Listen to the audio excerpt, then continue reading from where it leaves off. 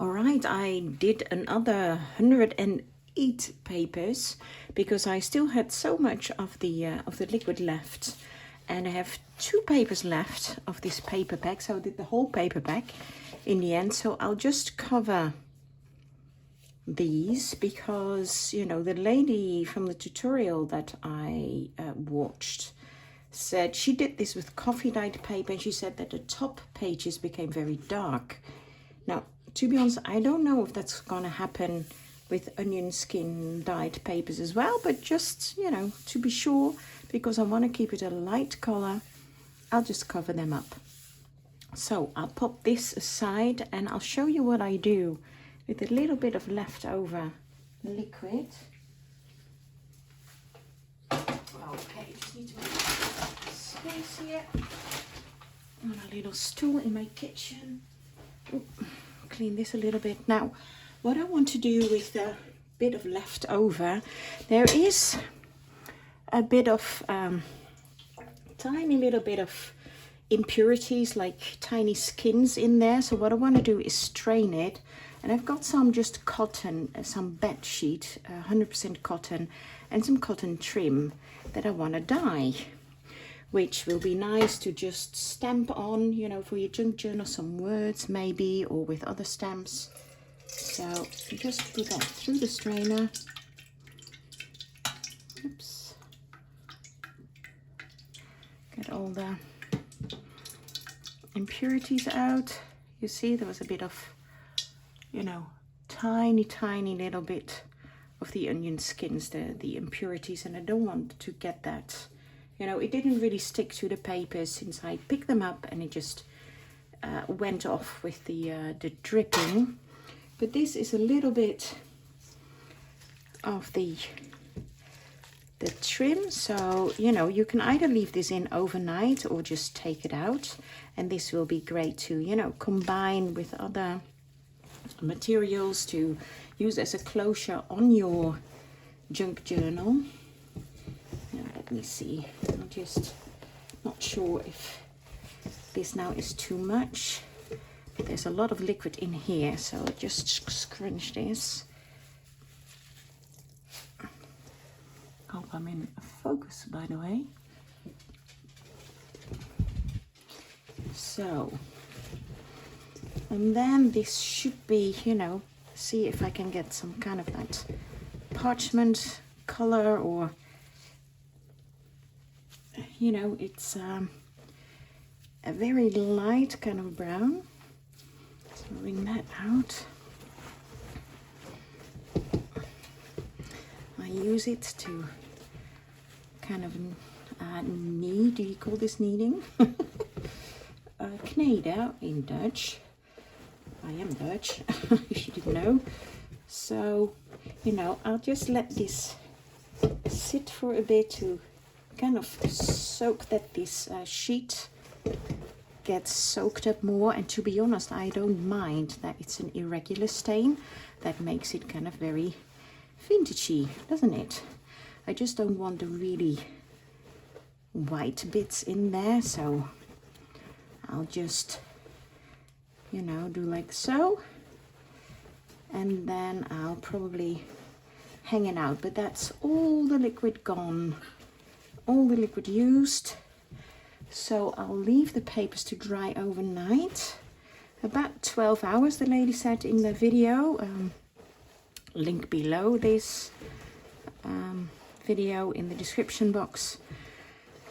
And then she kind of separated the big stack that she had of 100 papers on top of each other. She separated that out into 3 smaller stacks, left it to dry for another 12 hours. So I made thicker stacks and thinner stacks. So I'll just see what happens, and that way the edges should not stick together. So that's kind of a worry with drying the papers like this, all, you know, in one big stack. But she said this way it will be right, that they won't stick together. So hope that is true. So there you go. You can see this is a bit darker. It also depends on the material that you use. This, of course, I dunk it in fully, submerged. So that took up a lot of the liquid, a lot of the color. And this now is very lightly stained, which is really nice to kind of stamp on or use for clusters. Kind of a vintagey look. So I'll hang that out to dry overnight. And now it's finally bedtime for me. It's 11:30 p.m. Definitely bedtime. Okay, I'll see you in the next episode. Thanks for watching. So these have been on these stacks. So I've got 1, 2, 3, 4, 5, 6 stacks. Some have 25 sheets, some have 50 sheets, or 56 sheets per stack actually. 1, 2, 3, 4, 5, 6, 7 stacks I have. And because I have a lot of these oven trays, also two from my previous oven that I had. And so, you know, if you have more trays that you can put them on, or, you know, these kind of oven racks, I just put them on a pan. So you have like air circulation going on, plus it, you know, it can catch some of the drips. But actually, since I had these drip last night already, before I put them on the stacks, they didn't drip that much in the trays. You see, there's hardly, well, there isn't any liquid really. So the ones that I had on the longest, the stacks that I did before dinner time, so they've had 4 more hours to dry. You see, even the top sheets you can use. Those I'll pop out first. You see, they're not sticking yet. They're still wet, not soaked, but, you know, wet to the touch. So what I'll do is I have these plastic tablecloths, which I'll spread out over my bed and my daughter's bed, because she doesn't live here anymore. She's studying, and she will only be here in some of the weekends, so I can use her bed as well. So I'll pop the plastic tablecloth on that, and then I'll put these sheets one by one next to each other to dry out, and they should be dry in a couple of hours then. So I'll just do some of that now. Now I've just come home from work, so these have been laying out here. You can see I already, those are the ones that I put up on my bed and on my daughter's bed. And so these have been laying out here for, I think, about 16 hours. No, 17 hours. So what I'm going to do now is I'm just gonna, this is a thicker stack. Sorry if the lighting isn't great. I'm in my living room and I have no more lamps than the ones that are on already. So they are very easy to separate. So just pop them over here. And, you know, there's no, I mean, I did use the thicker kind of paper, 120 grams. I need to look up what that is in the US. So that can dry out a bit more.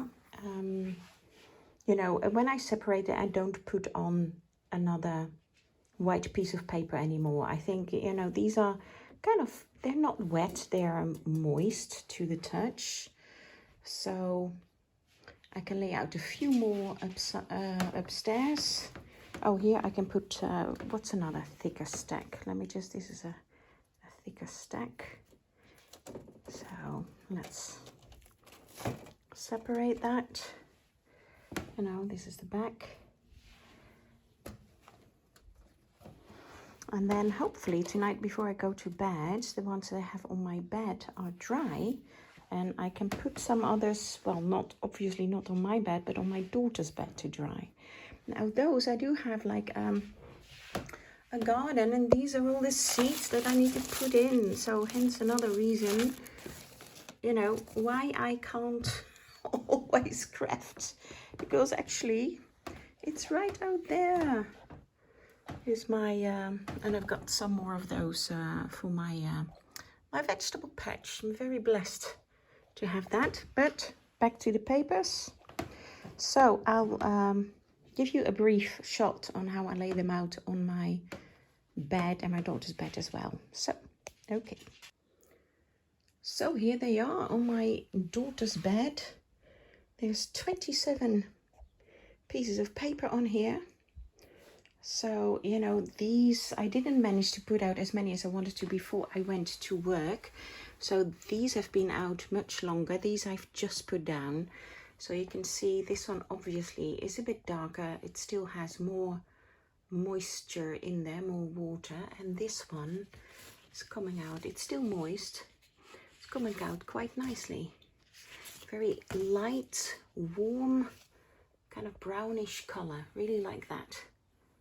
So, I might put them up in my Etsy shop since I have so many now. Will take me forever to use them all myself. So yeah, I put them on the, this is a plastic tablecloth that I got very cheaply. I got it, I think, years ago in the Netherlands at Action. And yeah, one thing is what I try not to overlap them, because if you overlap them, and they stick together, you may see like, you know, an extra line on your paper. Now, if you like that, of course, do overlap them, but I prefer them without as much as possible. So there you go. This just needs to dry. Okay, so here I left these overnight and they are all dry. And I think they are pretty good. Let me just, oh, I'm on my knees now. I'm not this small. I'm honestly not this small. So this is in daylight. I think that's a really color. Well, I'm not sure if the camera picks it up correctly. It's a very warm brown. I really like it. So that's definitely a thing I'll do more often if I have enough onion skins. But let me just show you, because this was basically the second round of laying them out on the bed. And so for 2 nights I've had these in stacks, and you know, you've seen the stacks that I had downstairs on my dining room table.